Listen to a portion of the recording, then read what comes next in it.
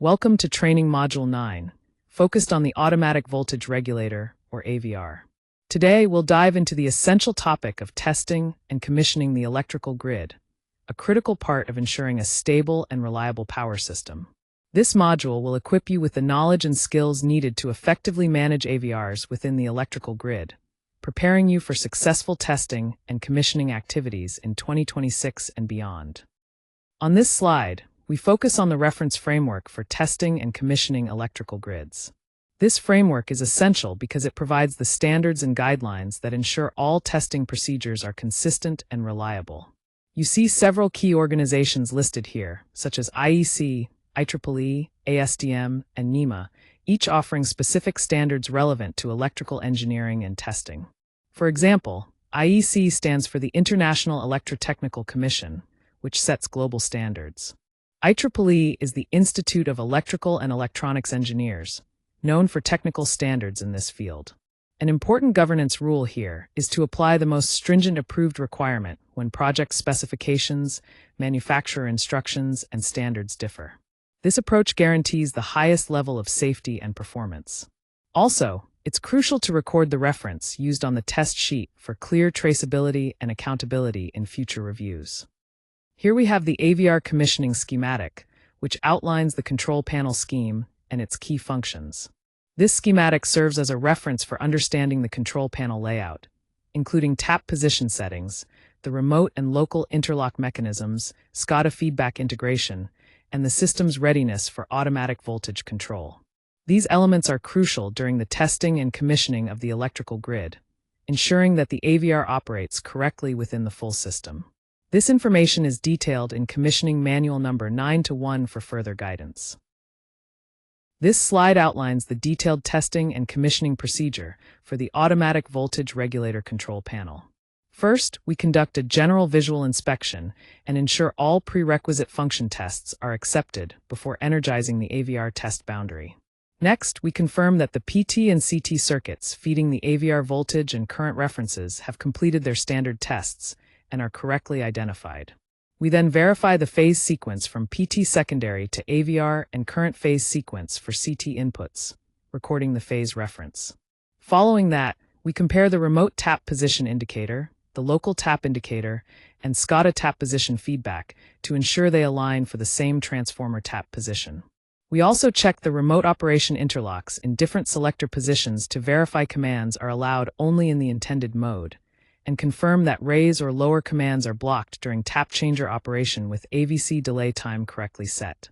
The testing includes verifying panel indications and alarms to SCADA, and where applicable, testing remote transformer fan operation, load shedding, master/follower mode, and circulating current scheme before restoring normal status. All these inspections and tests must meet acceptance criteria with no unresolved mismatches, and the results are documented through various records and evidence packages. Finally, a hold point requires client or commissioning witness confirmation before proceeding to relay configuration testing. This step-by-step approach ensures the AVR control panel functions safely and reliably within the electrical grid. On this slide, we focus on the AVR commissioning schematic, which covers relay configuration, bandwidth, and timer settings. This schematic is essential for correctly testing and commissioning the electrical grid. It provides a clear reference for secondary injection tests, detailing how the relay inputs and outputs should be configured. We also verify critical parameters such as bandwidth raise and lower limits, along with inverse and definite timers, ensuring the system responds accurately and reliably. Additionally, the runback-voltage verification is included to confirm proper voltage regulation. Overall, this schematic is a key tool outlined in Commissioning Manual number 9-2, guiding us through precise and effective AVR commissioning. On this slide, we're focusing on the AVR relay configuration, bandwidth, and timer testing process during electrical grid commissioning. The key goal here is to verify that the relay's input and output mappings, LED indications, bandwidth settings, and timer behaviors all align with the approved configurations. Using secondary injection test equipment, we start by visually inspecting the relay model, firmware, settings, and terminal references to ensure everything matches the approved drawings. Then, we connect the test circuits carefully without disturbing the live wiring, and proceed to check that all binary inputs, output contacts, and indicator LEDs correspond to the expected functions. Next, we apply specific voltage values to verify bandwidth settings, comparing expected and measured raise and lower values to confirm accuracy within tolerance. We also rigorously test timer T1's inverse time operation and timer T2's definite time function, including checking the runback voltage timings. Once tests are complete, we remove the injection setup, restore the test blocks, and ensure no alarms remain active. All results, including relay setting files, readings, calculations, and screenshots, are saved and documented.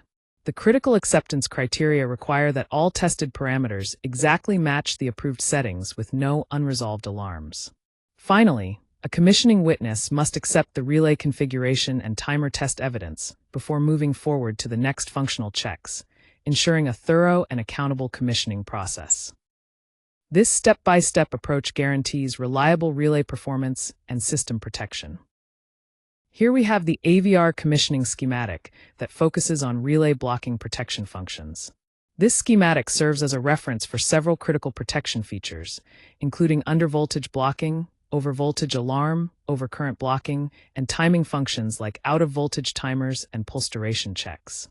These elements are essential to ensuring the stability and safety of the electrical grid during testing and commissioning. The details are outlined in Commissioning Manual Number 9-3, which provides the necessary guidelines for implementing these protections effectively. Here we have the AVR Relay Blocking Protection Function Test Script, which is a crucial part of testing and commissioning the electrical grid. The key focus is on verifying several protection functions, including undervoltage blocking, overvoltage alarm, overcurrent blocking, out-of-voltage timer, and pulse duration times for raise and lower operations. We start by ensuring all preliminary checks like visual inspection and relay configuration are completed and accepted before we proceed. Then, we carefully connect the test equipment, making sure voltage and current injections align precisely with the relay test blocks. It's important to verify binary input and output mappings to monitor the relay's responses accurately. Next, we methodically apply each setting: undervoltage blocking, overvoltage alarm, overcurrent blocking, and out-of-voltage timers, recording pickup points, timings, and statuses throughout. We also configure and measure pulse durations for the raise and lower commands to ensure they align with expected values. The acceptance criteria are clear. Every blocking and alarm function must operate within approved pickup values and timing tolerances, and all command pulses must be correct, with unsafe commands effectively blocked. Finally, the result package includes detailed test sheets, injected values, measurement tables, and evidence screenshots to support verification. Before completing the process, there is a hold point where the client or commissioning witness confirms that no unintended commands remain active and that the relay is restored to its approved settings. This thorough approach ensures the reliability and safety of the relay protection system. Here we have a reference schematic for the AVR commissioning process using a digital voltmeter. This diagram is essential for verifying the secondary voltage injection, ensuring the selector switch and test switch are functioning correctly, and confirming the digital voltmeter scaling. By following this schematic carefully, we can ensure accurate testing and commissioning of the electrical grid systems. This is all detailed in Commissioning Manual Number 9-4, which serves as our guide for these critical procedures. Here we have the complete AVR digital voltmeter test script for testing and commissioning electrical grids. The main focus is on verifying the voltmeter's selector and test switches, secondary voltage injection, accurate calculation of primary voltage, and ensuring the displayed measurements align with our standards. We start with a thorough visual inspection, checking tags, switches, wiring, and terminals to confirm everything is as per the approved test boundaries. Then we connect the secondary injection test kit exactly as outlined in the approved wiring schematic, making sure neutral and phase references are correct. Next, we operate the selector and test switches through all necessary positions, ensuring the displayed channels respond properly without any errors. We inject secondary voltage values in precise percentages of the nominal secondary voltage and calculate the corresponding primary voltage by multiplying these percentages with the nominal primary voltage. Every injected value, calculated primary voltage, and displayed reading gets recorded meticulously in the test form, noting any deviations. This process is repeated across all required phases and selector positions to confirm there are no abnormal indications or wiring problems. Finally, the injection leads are removed, the voltmeter is restored to its normal operating position, tools cleared, and the final record is submitted for review and sign-off. The acceptance criteria demand that selector and test switch functions are flawless, voltage readings stay within approved tolerances, and no wiring or phase errors remain. The result package includes the voltmeter test sheet, calibration certificates, injection data, calculation tables, selector position records, any supporting photographs or screenshots, and a commissioning witness signature. The hold point ensures that before energization, the commissioning witness confirms the panel is fully prepared and the voltmeter is correctly set, ensuring safety and accuracy in operation.